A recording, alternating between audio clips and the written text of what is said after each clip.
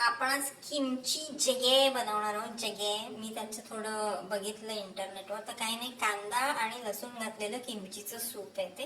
त्याच्यात भाज्या पण घालू शकतो, पण मी काय घालणार नाही, मी त्याला साधंच ठेवणार आहे. तर आता थोडं टोप इथे गरम झालं, त्याच्यात तेल टाकायचं, कांदा लसूण परतून घ्यायचं आणि आपली किमची घालायची.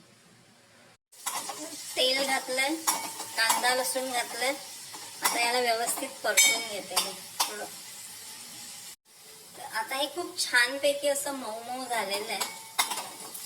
आता याच्यात मी किमची घालणार आहे आपली. ओके, तर तो किमचीचा जो आपण पोळा बनवला होता त्याच्यात आपण किमची बारीक चिरून घेतली होती.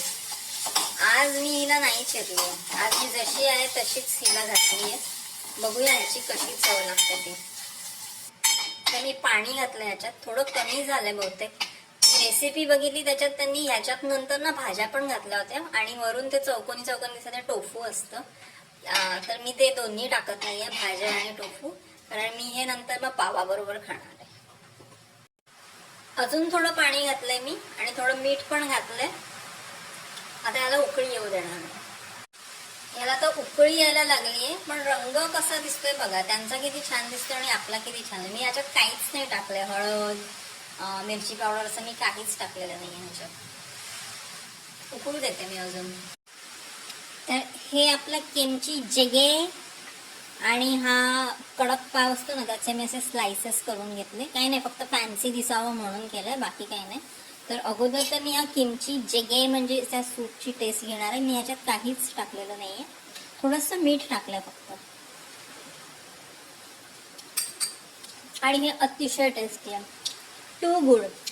म्हणजे काल जो आपण बनवला ना त्याचा पोळा, त्याच्यापेक्षा हे जास्त टेस्टी आहे. कारण किमचीची तर चव आहेच याला, पण आपण जो हा भरपूर कांदा आणि लसूण घातलाय ना आणि त्याला आपण हे करून घेतलं मऊ, त्याची पण एक छान चव आली आहे ह्याला. हे खूप टेस्टी प्रकरण आहे. आता पाव बुडवून खाणार, तर पावाबरोबर पण छानच लागणार. ही सगळी कमाल ना किमचीच्या चवीची आहे.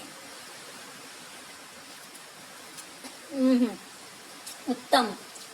कारण मी तर काहीच नाही केलंय, मी फक्त कांदा आणि लसूण तेलात परतवलं, त्याला मऊ मऊ केलं आणि त्याच्यात किमची टाकून पाणी आणि हलकंसं मीठ, अगदी किंचितचं मीठ घालून त्याला उकळवलं. ही सगळी कमाल ना त्या किमचीच्या चवीची आहे. हे बेस्ट आहे. This is too good. Best best best, जसं कसं करता येईल तसं. आता हे सगळ्याचा फडशा पाडायचा.